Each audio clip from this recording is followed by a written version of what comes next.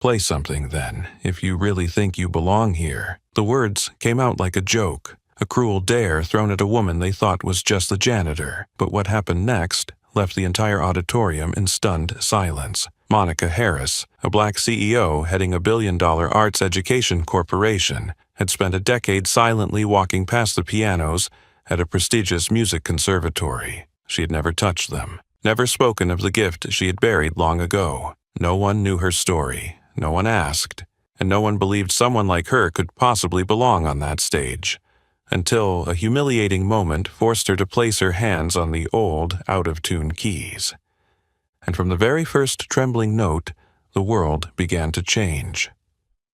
This is the powerful, soul-stirring true story of how a quiet, overlooked woman stepped into the spotlight. Not with fame or credentials, but with soul, truth, and a sound that would awaken a forgotten piano and an entire generation. Watch until the end. Because when she plays her final note, you'll never see a CEO or a stage the same way again. On an early morning at Stratford Conservatory, one of the nation's most prestigious music schools, the first light of the day touched the tall glass windows as the door to the auditorium quietly opened. It wasn't a music professor entering, nor a talented student preparing for the upcoming Whitmore competition. It was a black woman in her late 40s, wearing a light gray coat, simple black trousers, and scuffed low-heeled shoes. No one noticed her, and if they did, their gaze simply passed over her as though she didn't belong here. Maybe a staff member who arrived too early, or someone lost and in need of help. A few students frowned. One young student mumbled, "Hey, you're not supposed to be cleaning now." But Monica Harris didn't respond. She simply looked straight at the stage, where the Steinway Model D grand piano stood, the largest and most expensive instrument in the conservatory's collection. Under the dim light, its black finish reflected faintly like the still surface of a lake. And in that moment, Monica seemed to stop breathing. 30 years. 30 years since the last time she sat at a piano.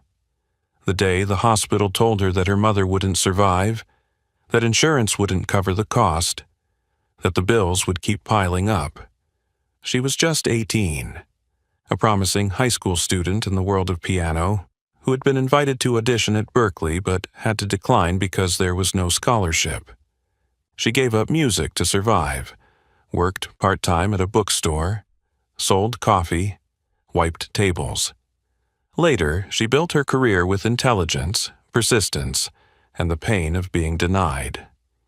Monica Harris became the CEO of Artium Holdings, a corporation focused on arts education and technology, investing in overlooked communities. They said she was reshaping the concept of arts education. But no one knew the real reason she started it all, because she had once been denied the chance to play her own music. Today, she came to Stratford not to sign contracts, not to speak or donate. She didn't need the stage. She just needed to touch the piano again, the one she had always watched from afar. The auditorium was empty. The rows of chairs were still covered with red fabric. The stage lights remained dim. Monica moved closer. Each step echoed softly on the wooden floor, creating an eerie rhythm, like the sound of a heartbeat. Her hands trembled slightly as they touched the edge of the piano. She ran her fingers over its smooth surface, as if she were touching a memory. In that moment, she wasn't the CEO of thousands of employees. She wasn't the woman who had spoken at TED, met the president, or been questioned by investors about losing strategic direction. She was just Monica, the young girl who stayed up all night learning the piano with her mother in a damp apartment in South Atlanta. A note echoed in her mind, not with sound, but with memory. The melody she had played at her 6th grade recital, the piece her mother had choked up and said, "You're not just playing music, you're speaking with the language of your heart." Monica's eyes welled up. She hadn't cried during the day in 20 years, but this morning In a place she didn't belong, she began to remember who she had once been. In the corner of the room, a young security guard stood silently watching. He recognized her, but didn't speak. Perhaps because he saw the woman before him wasn't lost. She was coming home. The sound of footsteps lightly tapping on the wooden floor came from behind, pulling Monica back to the present. She was still standing in front of the piano, her hand gently resting on the lacquered wood lid, her gaze lost in the past. But the voice that rang out behind her brought a chill, not from the weather, but from the familiar judgment, steeped in privilege. "Hey, you want to play? This piano isn't for dusting." A young male voice, sharp and possessive. Monica turned slightly. A tall, athletic-looking young man in a custom academy suit, with neatly styled platinum blonde hair and leather shoes so shiny they reflected the stage lights. Blake Reynolds. She read the name from the badge on his chest. The name wasn't unfamiliar. Reynolds, the same surname as Marshall Reynolds, one of the major donors of Stratford Conservatory. The financial investment firm his father owned had recently contributed $3 million to a limited scholarship fund, only available to students of the highest potential. In Blake's eyes, that Steinway was a family asset, partially funded by them, and thus something not for strangers. Blake didn't ask who she was. He didn't need to. He had already assumed it. "Want to try a few keys? I think the tech department has a keyboard in the sound room, to avoid scratching the piano." Monica didn't answer. She smiled, not out of amusement, but because it was familiar. Familiar with that look, familiar with that tone. Years in boardrooms had shown her the same type of people wearing different faces, arrogantly assuming they could define others. She nodded slightly, taking a step back as if to leave, but just then, another voice cut in. Quieter but clear. "Are you Monica Harris, CEO of Artium Holdings?" Jordan Lee, a security officer from the academy, had just entered from the hallway holding a clipboard with shift schedules. His eyes widened in surprise, then shifted to confusion. Monica gestured subtly, her finger to her lips, a gesture both soft and firm. "I'm here as a music lover. Don't say anything."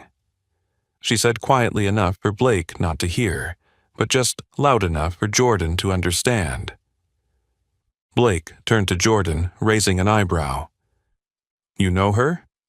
Is she a guest of the school?" Jordan hesitated for a moment, then shook his head, not lying, but out of respect. "No, I just thought I'd seen her somewhere." Blake snorted, as if the answer only confirmed his bias. He walked over to the piano, running his hand across its surface, pretending to scrutinize it for damage, then smirked. Fingerprints. Maybe the technician should be reminded about who's allowed to touch the piano. Monica's gaze turned cold in an instant, but her response was as light as a breeze. A piano is for playing, not just for admiring. Blake froze for a moment. Not because of the words, but because of the way she looked at him, neither humbling herself nor angry, as if she had encountered hundreds of versions of him before and no longer found it frightening. "Are you a teacher?" he asked, glancing at her name tag that she didn't have. Monica shook her head, then slowly lowered the lid of the piano, as if giving it one last gentle caress. "I used to be a student, but then life told me to take a break." Blake laughed, a short, dismissive laugh. "Ah, one of those 'I almost made it' stories. We hear them all the time at my school." Jordan tightened his grip on the clipboard. He was about to say something, but Monica raised her hand to stop him. She didn't need anyone to protect her, not now. "Mr. Reynolds," she said his name deliberately, "maybe one day when you're actually able to play a piece that makes others go silent to listen, you'll understand. No one truly owns a piano. The only one it belongs to is the one who can awaken it. Blake opened his mouth to retort, but he didn't get the chance. A logistics staff member called him to prepare the practice room. Monica turned back to look at the piano one last time, then walked off the stage. But no one knew. At that moment of being dismissed, a spark had ignited deep within her. A fire that had once been extinguished by illness, poverty, and prejudice. Now it burned again, not for revenge, but to play the unfinished piece of her life. The stage door closed behind Monica, but the echo of the small collision between her and Blake Reynolds still reverberated in her chest. Not because of the sarcasm, but because she had responded. She had opened her mouth, stood tall, and said what she believed. Something she had learned to hide for the past 30 years in boardrooms, fundraising calls, and dinners with the elite, where every word was carefully measured. Just one piano key. As her hand rested on the middle C key, the pure, solitary sound rang out into the vast space. The past rushed back like an odorless wind, but one heavy with gravity. She was Monica again, the 10-year-old girl living in Southside Atlanta, where cheap rental apartments crowded together beneath tangled power lines and flickering streetlights. On weekends, her mother, Lorraine Harris, took on a second job at a jazz bar called Blue Lantern. Not being able to afford a babysitter, she took Monica with her. She would sit quietly at the back of the room near the speakers with a glass of Coca-Cola and a notebook for practice. But what fascinated her more than any toy were the old man in the soft felt hat sitting beside the rickety upright piano on stage. His skin was darker than the night, his hands wrinkled, with nails sometimes stained with cigarette resin. But when he played, the world stopped. His name was Elias Smooth McCoy, the man everyone in the neighborhood called the one who speaks through the piano. On nights when the bar had few customers, he would let Monica sit on the cushion chair, his hand gently resting on hers, guiding her through each note. "Can you hear it, kid? It's not the sound. It's the emotion. Some people spend 10 years learning to hit the right notes. Some people, like you, just need to listen to know how to tell the story." He didn't teach with books. He taught with his gaze, with the way he kept rhythm with his knee, and by allowing her to make mistakes and then figure out how to correct them. Every night when she went home, Monica couldn't sleep.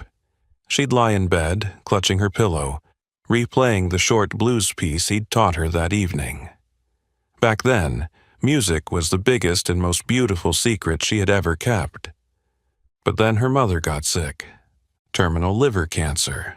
No insurance. No money for treatment. Monica had just been accepted for a partial scholarship to Minor Hill Music Academy. Not enough to cover everything. But it was her dream to step into the professional world. She didn't go. She chose to work at the laundromat, then deliver food at night. She sold an old electric guitar on Craigslist, exchanged it for a money counter and GMAT prep materials. She became a woman of the real world, earning money, paying bills, setting goals, and burying the only thing that ever allowed her to breathe. After her mother passed, she never returned to Blue Lantern. The bar closed a few months later for lack of funds. Elias McCoy, the only teacher she'd ever had, vanished like the last wisp of smoke in the night. Years passed.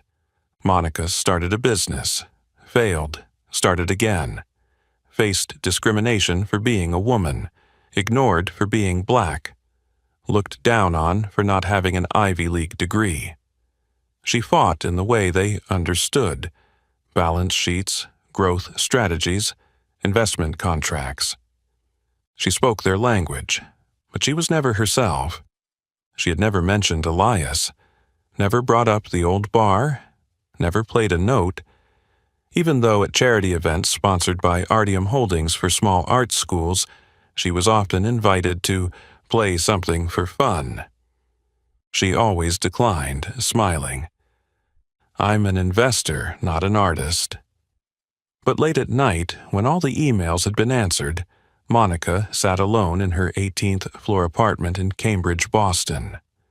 Her hand would rest on the table, tapping out a rhythm unconsciously. Old notes would rise, fragments of music with no names, no staves, only existing within her body, like children never born. This morning, when she touched the piano at Stratford, all those buried memories rose on their own. No need to call them. She had once thought that music had died within her, but now she knew it had only been locked away. And today, the look from a student named Reynolds didn't hurt her. It only unlocked the lid she had kept shut for 3 decades. She was no longer the 10-year-old girl at the bar, nor was she the CEO behind hundreds of inspiring speeches. She was someone who had never heard her own music and would not let the rest of her life continue in silence. Monica sat at the last row of the auditorium after leaving the stage, her hands clasped together on her lap, her eyes fixed on the piano now obscured by the drawn curtains. She didn't leave. Not because she hadn't yet, but because she didn't want to. For the first time in many years, she didn't feel the need to go anywhere. The sound of footsteps echoed again, but this time it wasn't the self-assured click of Blake Reynolds's leather shoes, but the steady, sure steps, familiar like the heartbeat of a sentry. Jordan Lee, the young security officer, appeared quietly, like how a piece of music enters your heart, no introduction needed. He sat down beside her, not looking directly at Monica, but following her gaze to where the piano stood. "Do you know what tomorrow is?" She smiled faintly, her voice hoarse after the emotionally charged morning. "Saturday." Jordan chuckled, then shook his head. The Whitmore Invitational qualifiers, 9 a.m. in this auditorium. Monica turned to look at him for the first time since sitting down. There was no doubt in her eyes, only something hard to name, like hope, but diluted with the weariness of someone too familiar with living without dreams. "And what do I have to do with that?" Jordan pulled out a folded sheet of paper from his jacket. He unfolded it, smoothing the creases, and placed it in her hand. A wild card application, a slot reserved for amateur artists to be submitted directly before 6 p.m. today. "I think you should submit it." Monica looked at the paper, then back at Jordan, her eyes almost still. "I'm a nearly 50-year-old CEO. I never studied music formally. I don't have a mentor, no sheet music. What would I play? A fragment from my 10-year-old memory?" Jordan didn't answer immediately. He leaned forward, resting his elbow on his knee, his eyes still fixed on the stage. "You play like each note is a scar being strummed again." The words made Monica pause. "I've heard many people play here, a lot. Skilled technique, hands moving effortlessly, speed like a machine. But with you, you don't play to perform. You play like it's a matter of survival. That's not technique, Miss Harris. That's truth.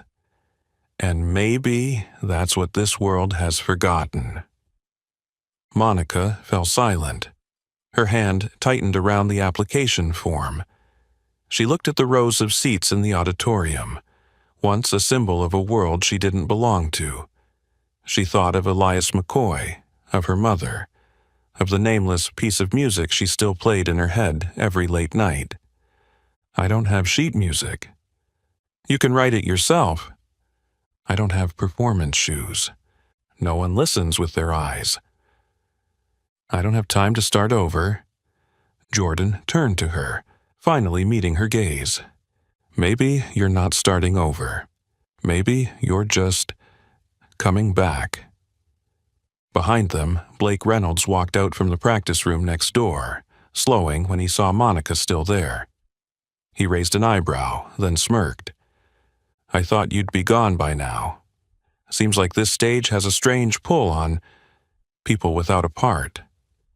Monica didn't turn around, but Jordan stood up, politely but firmly, positioning himself between them. "Whitmore has a wild card spot. Anyone can try." Blake shrugged and laughed. "Sure, try. But she knows this competition doesn't have a place for fairy tales, right?" Monica stood up, still holding the application form in her hand. She walked past Blake without looking at him, simply letting a line fall that would echo in his mind. Fairy tales aren't real. But the truth, sometimes it makes entire castles fall. On her way home, Monica still held the application in her hand, not putting it in her bag. The Boston autumn wind blew gently against her collar, but she didn't feel cold. She thought about something bigger than music, a testament, a demand, something that needed no stage, only the courage to speak. She didn't know if she had the courage, but for the first time in many years, fear was no longer the only voice within her. On the subway ride south to Boston, Monica sat by the window, still holding the application form lightly in her hand. She didn't read it again, but the sensation of that thin paper felt heavier with each passing minute. The wind whistled through the window, making a rhythmic clatter. The scenery outside passed by like chapters already turned, but never truly finished. The old red brick building where she had lived since the early days of founding Artium Holdings appeared at the end of the street. No sign, no elevator, just creaky wooden stairs and peeling paint around the handrails. Monica climbed each step with the feeling that she was entering a storage room of the past, where every version of herself waited behind door 3B. The apartment opened with a soft click. Inside, everything was the same. Scratched wooden floors, a gray sofa chair, a bookshelf filled with leadership books and market analysis reports, and a small corner where a wooden box sat beneath an old painting. The box she hadn't opened in 10 years. Monica moved toward it and sat down on the rug. She touched the wood surface as though touching a memory still beating. Inside was the Casio electric keyboard, its black paint chipped, the wires haphazardly coiled, and a stack of faded music sheets, where she had once scribbled down melodies that had never been named. She turned on the keyboard. The first note sounded, sharp, off-key, and rough. Monica closed her eyes. Her left hand searched for the chord she had played during rainy nights in Southside. Her right hand pressed each note, trying to piece together the long-torn memory. A melody slowly emerged, incomplete, unrefined, but alive. It was the same melody she had played for her mother when the hospital had informed them that there were no other treatment options. That night, they said nothing. Monica simply sat by her mother's bedside and played. Each note was a farewell she couldn't say. That melody was still here. No sheet music needed. It was in her muscles, in her bones, in the regions of her memory that no mergers or acquisitions had ever touched. She opened the competition flyer. The paper was crinkled at the edges, but the faded print still read clearly, "Sometimes greatness hides in plain sight." She smiled faintly. The phrase sounded like a beautiful lie, printed to cover up the truth. The world doesn't search for greatness that's hidden. It only honors what's exposed at the right moment, in the right place, with the right skin and the right appearance. She was about to crumple the flyer and throw it into the trash next to the kitchen. But then she stopped. Something inside her, an old crack, but not fully broken, pulsed. She folded the flyer neatly, like a letter that had never been sent, then placed it in the second drawer, where she still kept certificates she once thought unnecessary. her community college diploma, the papers for her first company's registration, and the scholarship rejection letter from 1996. That night, Monica lay in bed, her eyes wide open, staring at the ceiling, the glow of streetlights filtering through the curtain. She thought about Blake Reynolds, the young man whose smile represented the entire system she had to overcome to enter the business world, but who had never challenged her with music. She thought about Dean Celeste Hanover, the judge of the competition, who would likely see her non-formal training as a joke among hundreds of contestants with credentials from Vienna to Juilliard. And she thought about herself, Monica Harris of today, who could stand in front of a national evaluation committee to defend an $80 million project without batting an eye, but had never dared to stand before a piano to tell her own story. By dawn, Monica still hadn't slept. On the bedside table, the application form remained open. Not filled out, not signed, but one thing was certain: she hadn't put it away. And for someone like Monica, who was used to making decisions coldly and decisively, keeping a door slightly ajar was a sign of a storm on the horizon. The next morning, Monica walked through the iron gates of Stratford Conservatory at precisely 8:12, 48 minutes ahead of the final deadline to submit the wild card application. The air was crisp, and the morning mist still clung to the marble steps leading into the main hall. She wore a knee-length gray coat, sleeves rolled back to reveal the frayed cuffs of an old sweater, and carried a worn brown leather bag with a frayed strap. No performance attire, no instrument, no business cards. The application was handwritten, the script slightly slanted, direct and neat, just like the person who wrote it.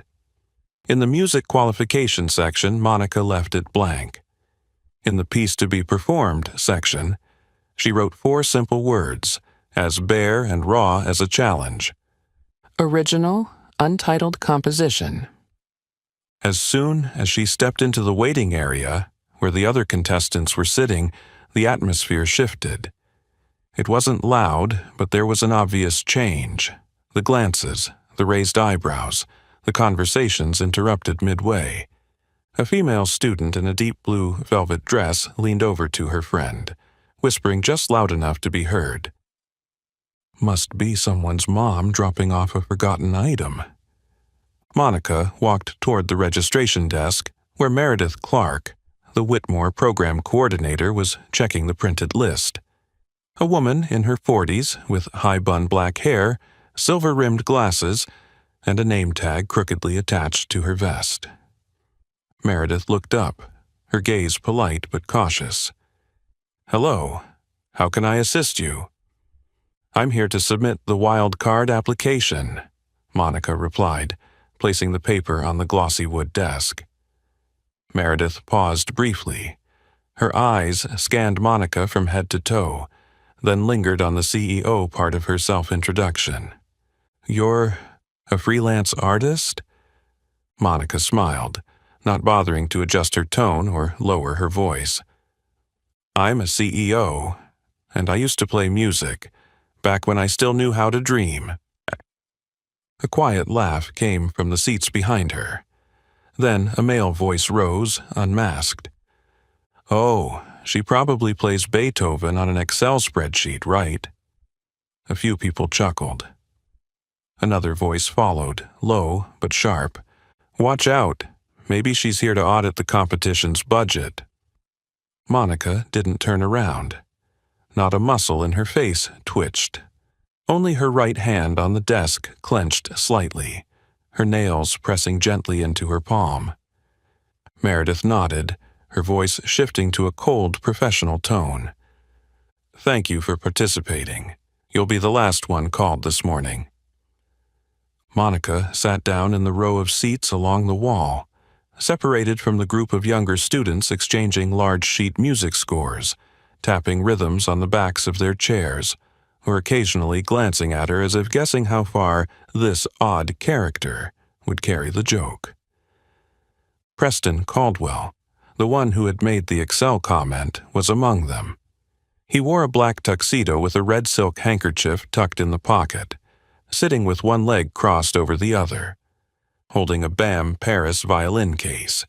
He turned toward Monica, smirking. "I guess you'll play some old-school jazz, right?" "Very nostalgic." Monica looked directly into his eyes.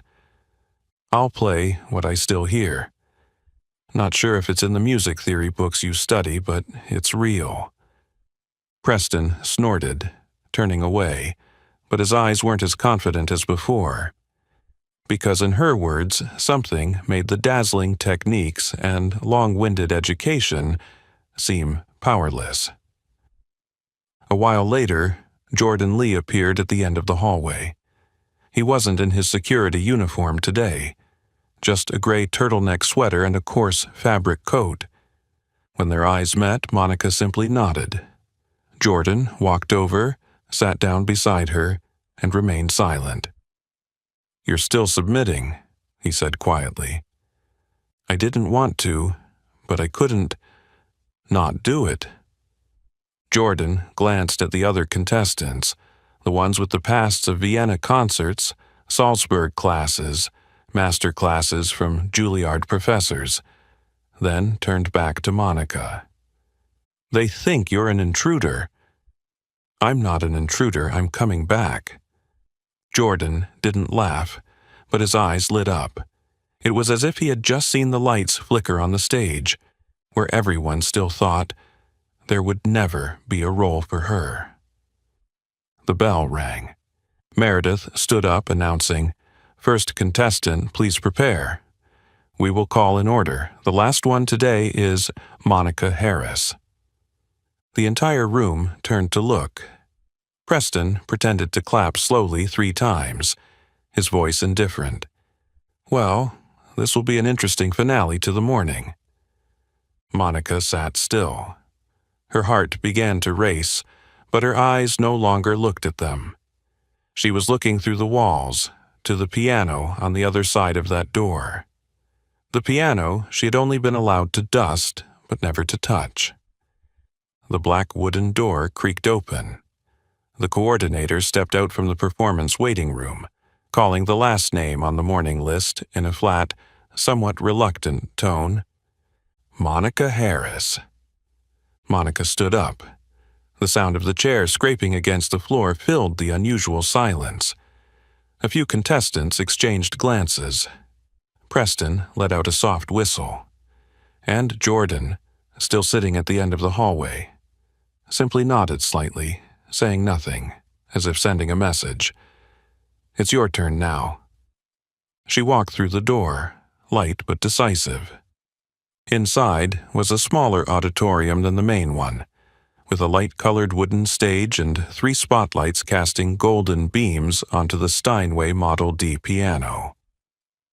On the judging podium, 3 judges sat behind a long table covered with a green velvet cloth.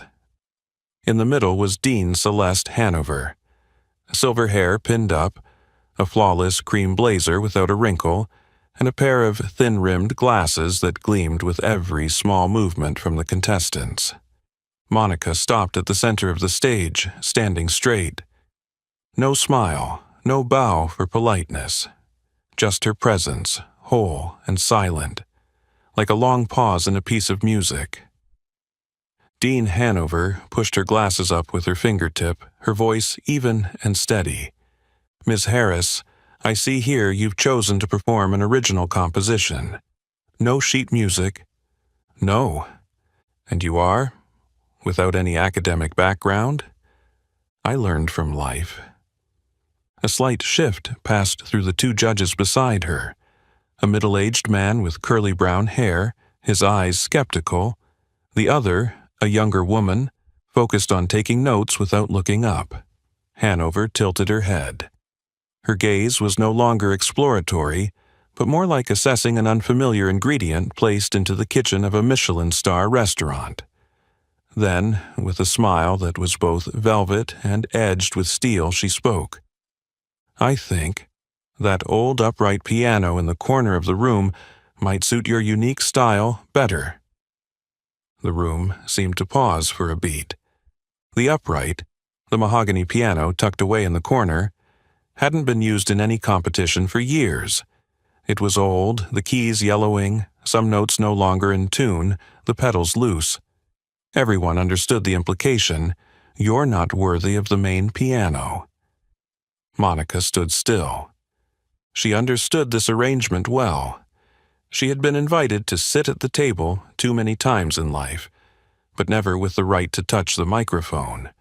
Listed on the roster, but never truly a contender. Called to the stage, but always as the one introducing. Never the main character. She walked toward the upright piano. The wooden floor creaked underfoot, echoing the sound of time left behind. She sat on the slightly deflated cushion, adjusting her position with one hand, while her other hand lightly ran over the chipped keys. Dean Hanover sat up straight, hands clasped in front of her, continuing her voice, smooth as honey but with a bite. "I'm afraid that piano hasn't been tuned. But if you feel it's not suitable, we understand." Monica raised her head to look at her. Her eyes weren't angry, nor were they submissive. It was as though she knew the other person was lying, but didn't need to expose it. "The piano doesn't need to be perfect, it just needs to be heard." A silence settled, as if someone in the room had dropped their ego to the floor. She placed her hand on the keys. It was the first time Monica Harris had played in front of others in nearly 3 decades. No warm-up, no introduction, no stage setup.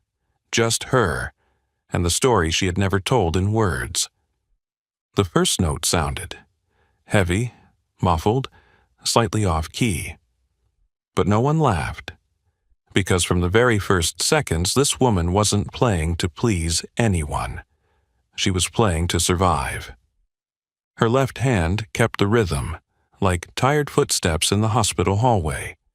Her right hand guided the melody, broken fragments, dry chords, as though recalling a life buried in books, reports, and empty handshakes. A few of the judges leaned in. The young female judge stopped taking notes. The man with curly hair squinted, surprised. Only Dean Hanover still wore the smile, but it was no longer serene. Her lips were slightly pressed together. Her hand on the table began to tap gently on the wood. Monica kept playing, not looking at anyone, not waiting for anyone, as if the piano had waited a lifetime to tell the story no one had ever asked for. The first note rang out, slow, hoarse, slightly off-key due to the worn-down keys, but real enough to make the room breathe softly. Monica didn't press the keys to show off technique. She touched them like someone touching an old scar, not to expose it, but to remember that she had survived. Her left hand held the harmony, dark but steady, like the footsteps of someone walking down a hospital corridor at midnight. Her right hand slowly began to weave a melody, not quite jazz, not quite gospel, but a language woven from life.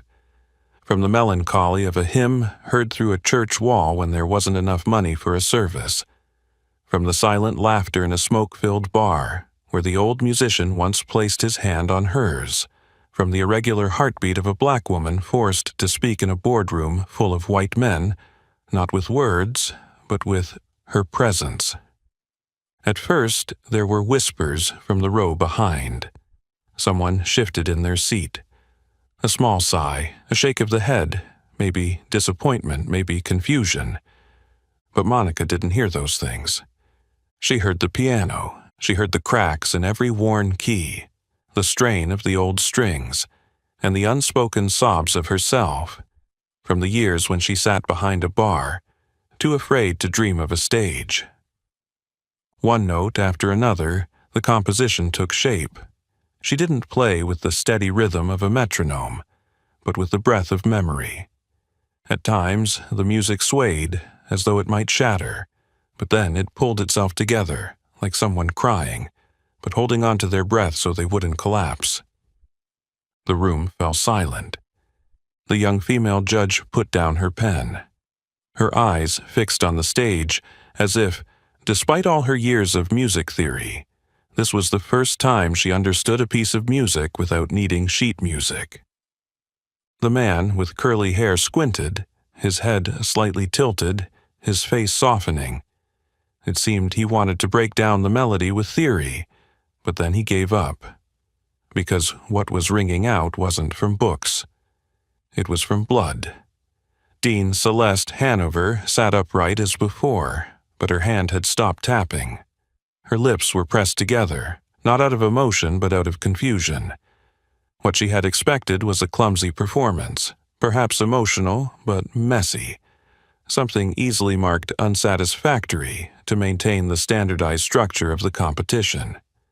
But what Monica was weaving couldn't be classified, because it wasn't a piece of music, it was a testimony. Monica closed her eyes. She no longer saw the three judges, didn't notice the lights, didn't hear the harsh words from the hallway. In her memory was the image of her mother, lying on her side in the hospital bed, her frail hand gently tapping along to the rhythm of the old electric piano she had brought into the room. It was the crisp sound of coins falling when she worked as a waitress at a coffee shop. All of it mixed into a rhythm, and she was just the one keeping it from fading. The old upright, which initially emitted awkward, stiff sounds, slowly blossomed under her hands, as if the piano itself had just realized that, for the first time in years, it was no longer considered a cheap tool for beginner students. It was being listened to. And so, it sang. When Monica finished, there was no applause, not because the audience was indifferent, but because they hadn't yet caught their breath. The final note rang out, not grand, not prolonged, but a complete, silent period. Like the door closing after someone had said everything they needed to say, with no need for anyone to acknowledge it. 1 second, 2, 3, then a clap from the back. Slow, decisive. The man with curly hair stood up, nodded. The female judge beside him also stood. Her eyes were wet.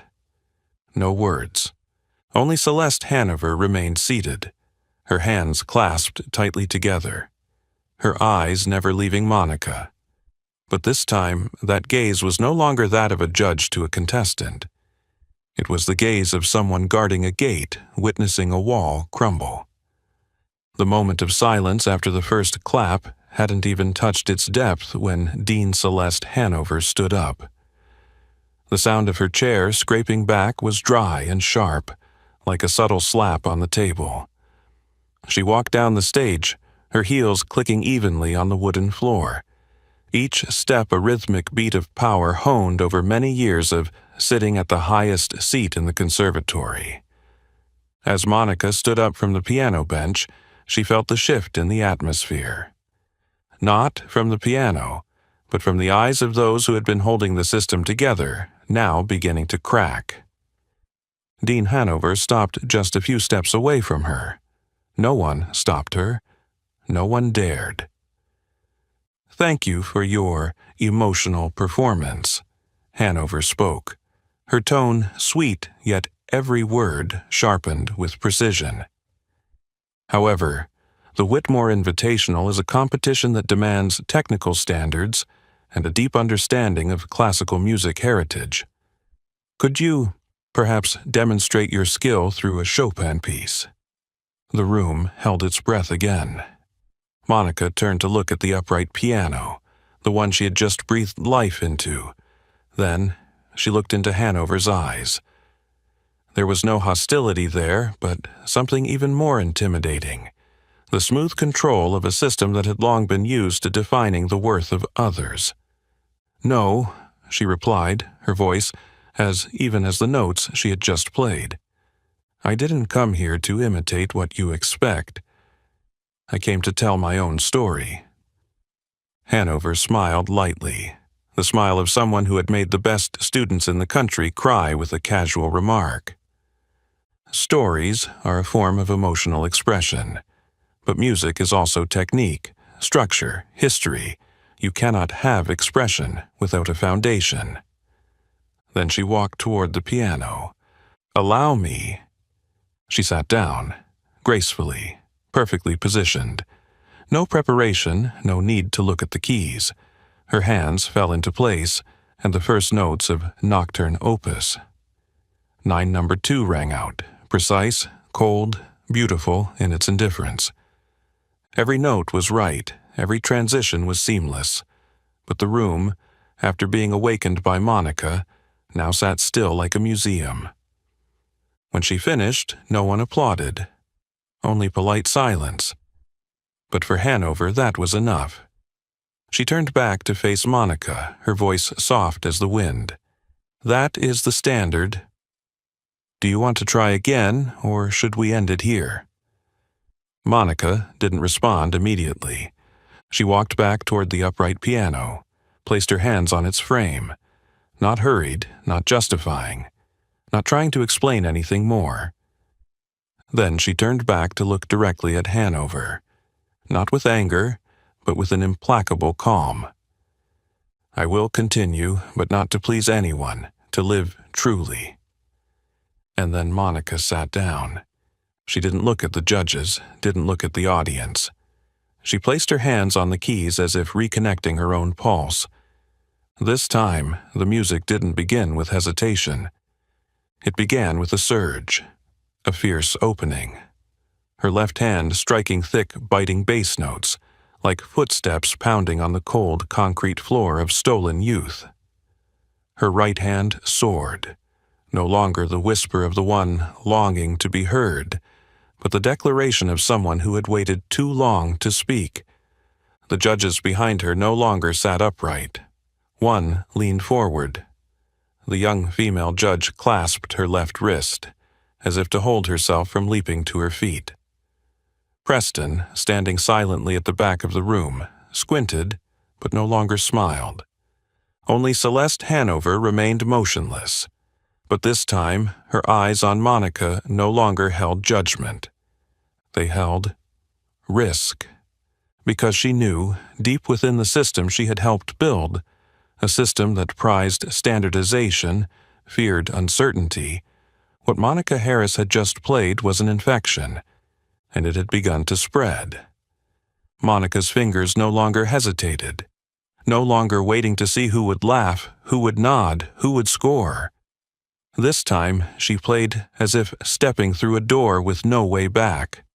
The music continued, and gradually transformed the auditorium into a space no longer tied to academic music, but to the human heart. She didn't play like a performer. She played like a survivor.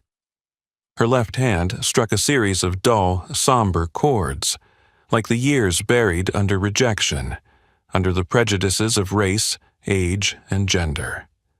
The chords were not smooth, not technically clean, but full of life. Her right hand danced on the keys as if rewriting a language, melodies intertwining between gospel and blues, jazz and the melancholic lullaby of a broken childhood. She played with the interrupted breaths once shared in her mother's emergency room. She played with the whistle of late-night buses she used to take home after shifts cleaning. She played with the mocking laughter the world had thrown in her face, and turned it into music. Each note was a scar. Each chord was the glory of one who had been denied. The curly-haired judge, a longtime professor from Juilliard, had stood up. His hand rested on the table, as if needing support to keep himself steady. His eyes were filled with tears. The young female judge hadn't written another word since the third measure of the piece. She just watched. Her chest rose and fell with the rhythm as if she, too, was the one performing, though her hands hadn't touched the keys. Outside the waiting room, footsteps stopped. Several other contestants began to stand in the hallway, silent, their eyes fixed on the open door. Even Preston Caldwell, who had once mocked Monica with his upper-crust jokes, now leaned against the wall, arms no longer crossed in front of his chest. His face was no longer one of someone who knew the outcome. It was the face of someone who had just realized there was something he could never learn, and may never understand. Monica played the final section with her whole body. Her shoulders leaned into the piano. Her head bowed, but her eyes remained open, not looking at the keys, but looking through the music, as if facing once again all that life had taken away, and this time refusing to let it disappear in silence. The conclusion didn't come with a technical flourish, no tremolo or glissando. It ended with a low, heavy note, like a stone, held in the air for a few seconds, then fell into silence. No one breathed. The room, once full of the noise of contestants tapping rhythms, the rustle of papers, and the whispers of the judges, was now as quiet as a chapel. And then a single clap. Not from the auditorium, but from behind the stage. Jordan Lee stood at the wing, clapping slowly, steadily, and not out of politeness. Immediately the entire room erupted, not the polite applause of the arts, but the instinctive reaction of humanity, having just been touched by something deeper than memory. The curly-haired judge stepped forward. His eyes were red. His voice was choked, but firm. That wasn't a piece of music. He looked directly at Monica, not as a judge anymore, but as a witness. That was a testimony. Hanover remained seated, her back straight, her lips tightly pressed together. She didn't clap, but for the first time her eyes wavered, not out of anger, but because something within her, deeper than the habit of control and power, had been shaken. Monica didn't bow her head. She didn't say thank you. She didn't apologize for defying the classical art expectations. She simply stood up from the piano bench, took a step forward onto the stage, and, for the first time in her life, stood still in the very spot she had always been pushed out of, center stage. Not to prove anything, but to be seen.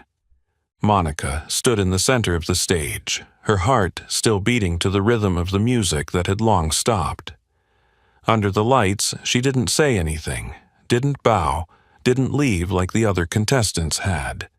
For the first time in her life, she didn't need permission to be present. Backstage, her phone began to buzz. First, it was a text message, then two, then a 1-minute and 27-second video, secretly filmed from the hallway outside the audition room, uploaded by an anonymous student to TikTok with the caption, "A black woman with no sheet music, no conservatory degree, no decent piano." And then, she made the whole room cry. By midday, the video had surpassed 3 million views. The next afternoon, Monica was sitting in her office on the 31st floor of Artium Holdings when her phone rang. On the other end, her assistant reported, "CBS wants to film a Breakthrough of the Week segment. NPR just sent an email, and TED Talks, they're asking if you'd like to share about courage in uncredentialed art." Monica didn't speak for a few seconds, as if her experienced business mind didn't know how to process this. Success without strategy.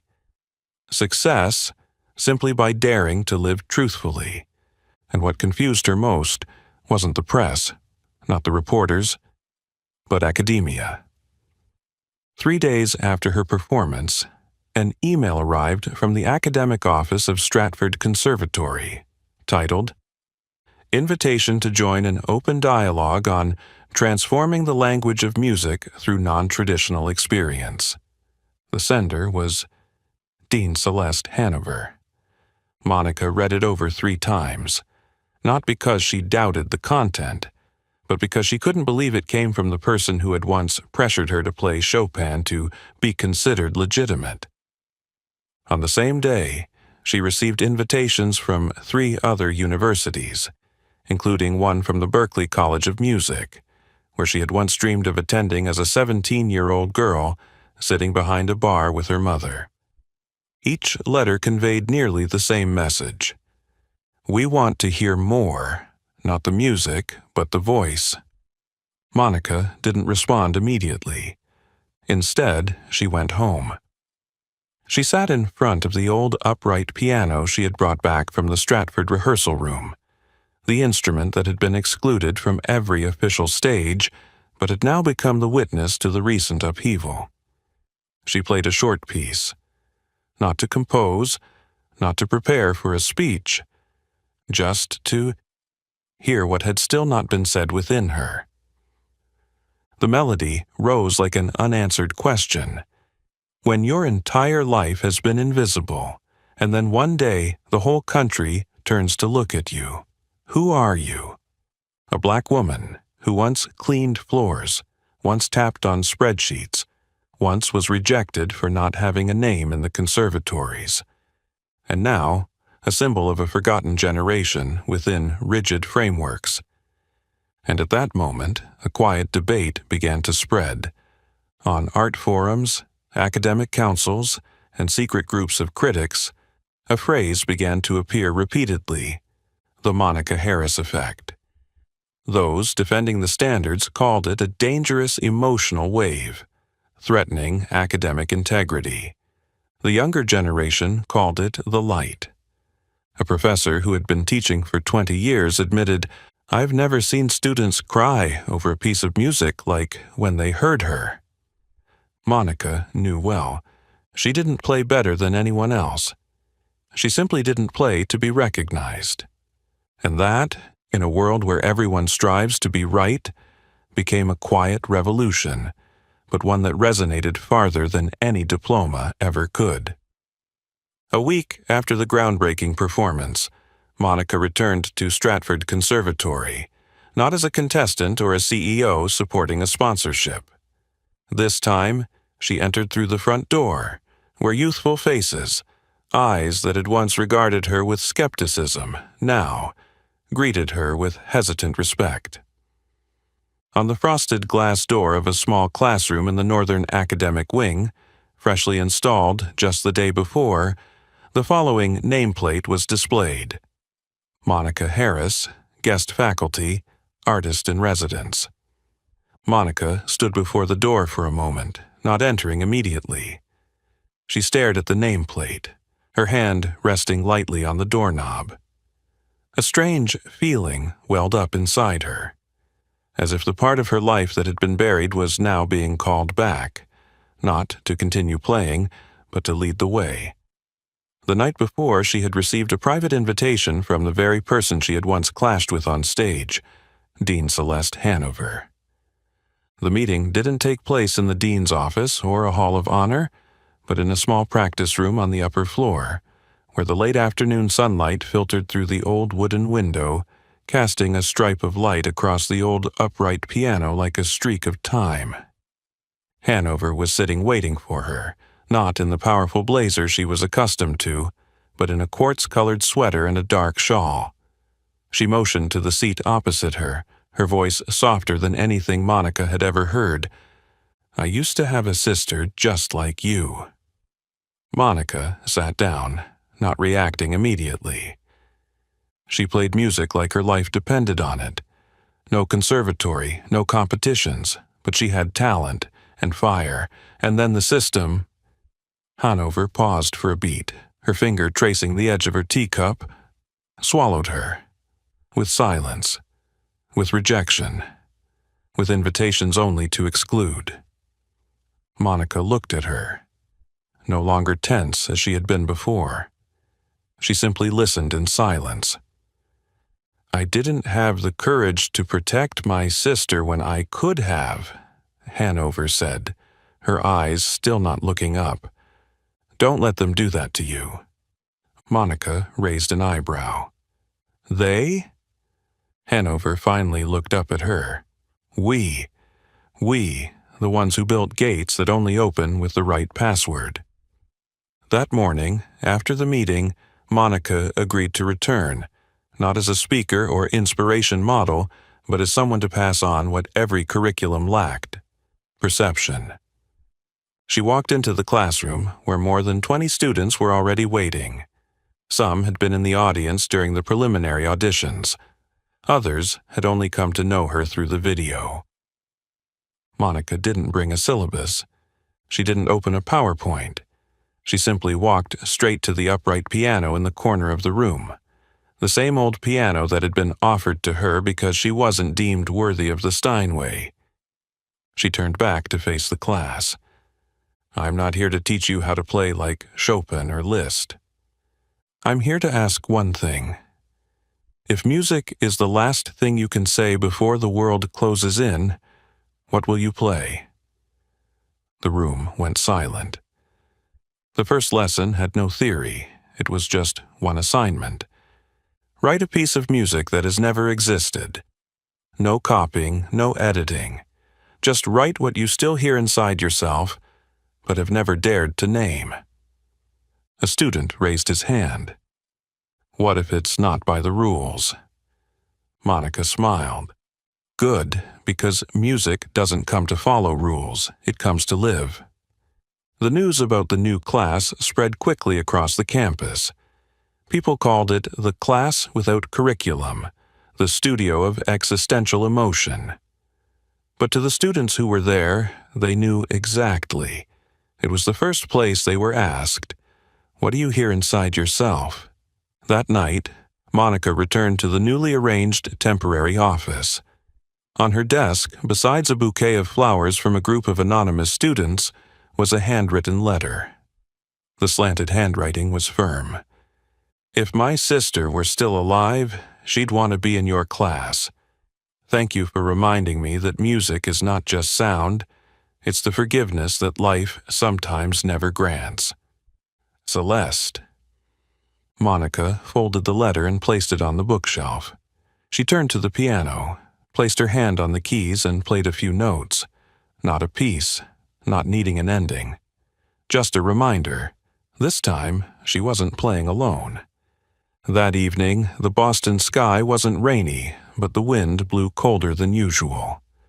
The yellow lights from the main building of Stratford Conservatory spilled onto the stone steps, casting the shadow of large letters on the banner. Whitmore Invitational, Grand Finale Night. Inside the auditorium, the red velvet seats were filled. The audience wasn't only made up of academics, but also media, journalists, and independent artists. Whispers passed through the rows. Is she really coming? A black CEO? The one who doesn't use sheet music? There's no way she made it past the qualifiers with just emotion. She must have some tricks up her sleeve, right? But no one could deny it. Everyone was there to listen to her. When her name was called, there was no fanfare, no background music, just a pause long enough to feel the weight of the waiting. Monica Harris stepped forward. She wore a black dress that reached her ankles, square neckline, no stones, no satin shine. Her hair was in a low bun. No heavy makeup, no jewelry, except for the old silver bracelet on her right wrist, the last gift from her mother. She walked as if the stage was where she truly belonged, even though her entire life had been spent being kept from stepping onto it. She didn't bring sheet music, no one to turn the pages. She didn't look at the judges. She simply nodded, sat down at the Steinway in the center of the stage, and exhaled a long, steady breath. And then she played. Not like a classical artist, not like a champion wanting to win. She played like someone who had lost their voice, and now chose a way for their soul to be heard. The music had no name, but it was clear. It began with a question. The first notes rang out, not rushed, not rounded as textbooks would teach, but soft, slightly askew, like the voice of someone who had once prayed in the dark with no answer. The audience didn't move. Even the slightest movement could shatter something taking shape, not just music, but its meaning. Then, she deepened with her left hand, creating a thick, dark harmony like the steps of souls that remain unnamed. Her right hand began to recount a journey, not with lyrics, but with memories turned into rhythm. What did they hear in that music? The ticking of the wall clock in the one-bedroom apartment when she was a dropout student. The sound of the mop bucket scraping the hallways when she first started her startup from a borrowed room. Her mother coughing through the night, merging with the sound of the old electric piano as she played a piece she had never finished. And then, in the middle, the music suddenly shifted. The melody became brighter, tighter, as if something inside her was breaking the chains of submission. No longer a piece begging to be heard. It became a declaration.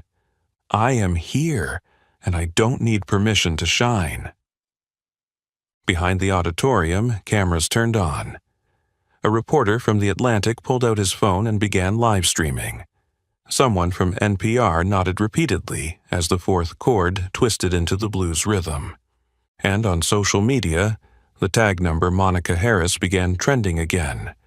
But this time, it was no longer the CEO woman who shocked with music, but the music revolution from the soul of a black female CEO. When the piece ended, no one clapped right away.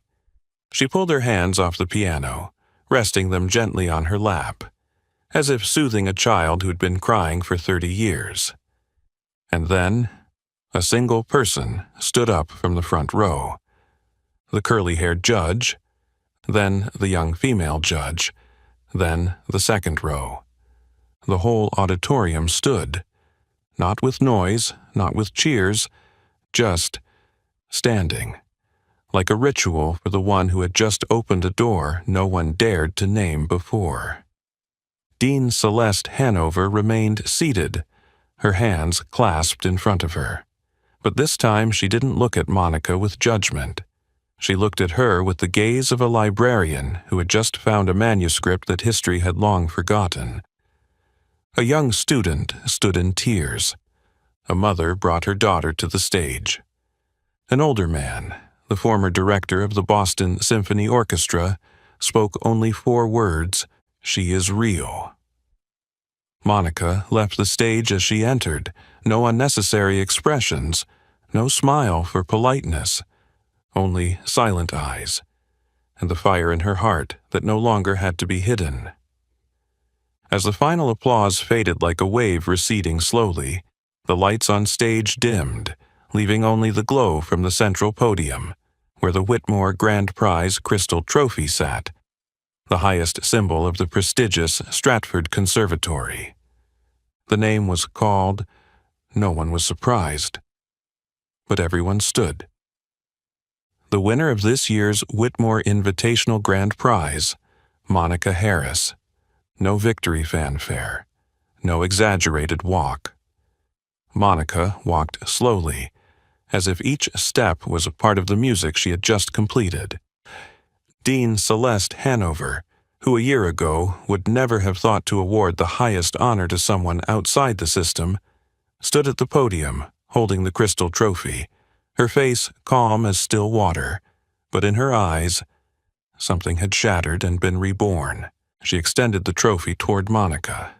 No wide smile, just a steady, deep, and true look, for the first time.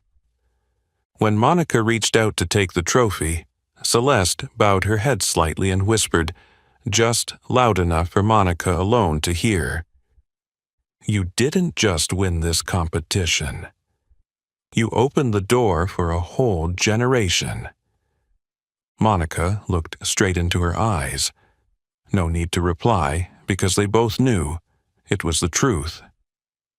A week after the award ceremony, the Executive Board of Stratford sent an official invitation. "We are honored to invite Ms. Monica Harris to join as guest faculty, with full autonomy to design her own program." And Monica agreed. But not to stand at a traditional lectern, holding chalk, teaching rhythm and formulas. Her only request, "I don't want to teach music, I want to teach listening, not with the ears, but with the heart." Her first class opened on a Friday afternoon. No whiteboard, no syllabus, no rows of chairs. only an upright piano placed in the center of a circular room, where light from the glass ceiling fell onto the wooden floor like light streaming down from a church onto the place of confession. She entered, not introducing her title, not mentioning her award. She simply asked, "Who here has ever played a piece of music they've never dared let anyone hear?" 3 hands went up, then 6, then nearly the entire room. And from that day a new program was born. Not part of the official curriculum, but called by students a name that spread throughout the campus: the Permissionless Studio. In there, Monica didn't correct every finger position. She asked, "Why are you afraid of that part? Is that the note you truly want to play, or is it the note someone else taught you to choose?" She allowed students to stop playing midway. She let them try again without judgment. She taught them that wrong notes weren't mistakes. They were warnings that the heart was being strangled. In the hallway of Stratford, where photos of champions in tuxedos and gowns once hung, now there was a new frame. Monica wasn't alone in it.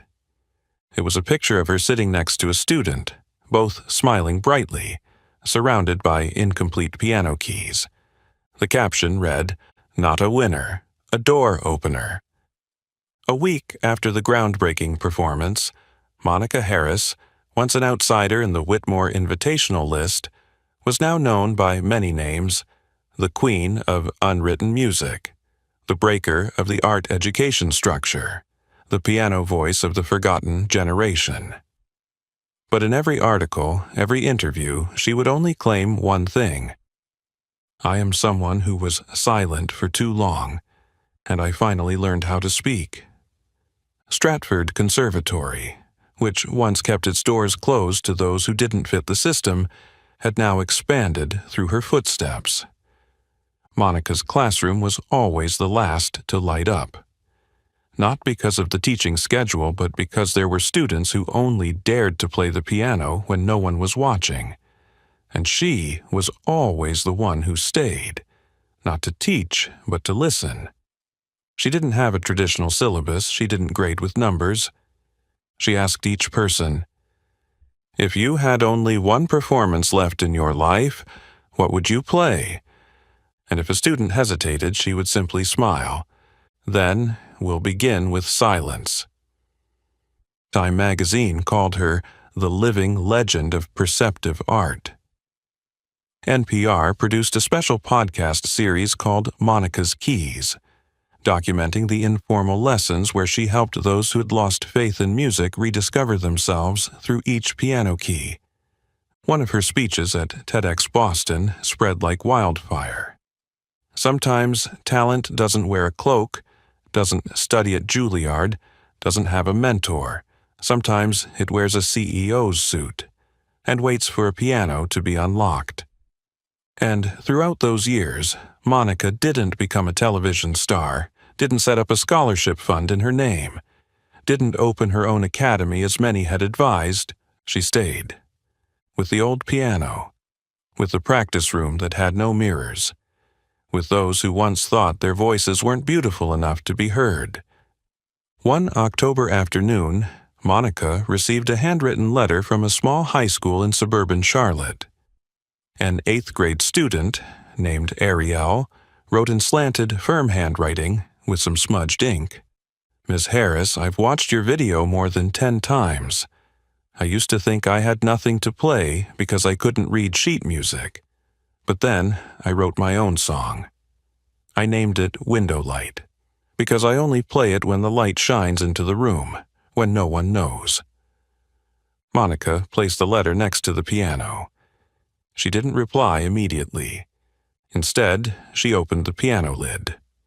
Not to perform, not to prepare a lecture, not to check emails from an academic council, but to sit down and play. In her small apartment on the 7th floor, where the window overlooked the rooftops, glowing with city lights, Monica placed her hand on the keys. The old upright piano, which had been with her through every moment of silence and eruption, now emitted sounds that no longer carried pain, but acceptance. She played for no one. Not for fame, not for the articles, not for the packed auditorium. She played for herself. For the 10-year-old Monica who once learned music secretly after her mother's shifts. For the 30-year-old woman who once thought dreams had an expiration date. For all the voices that had been interrupted by power, structure, and expectation.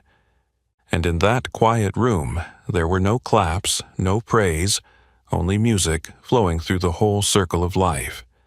And when the final note rang out, not high, not loud, but softly, like a whisper left in time, Monica smiled gently. Not because of the music, but because for the first time in her life, she knew. She was no longer in the dark. The door had been opened, not for her to step out, but for others to step in. Have you ever felt like the world decided who you were before you even had the chance to speak? Monica Harris once was that person, but she proved that dreams don't expire, and light always finds those who dare to stand up, even when no one invites them in. What about you? If you had only one piece to play, no grading, no prizes, what would you play? Share your thoughts in the comments. We want to hear your story.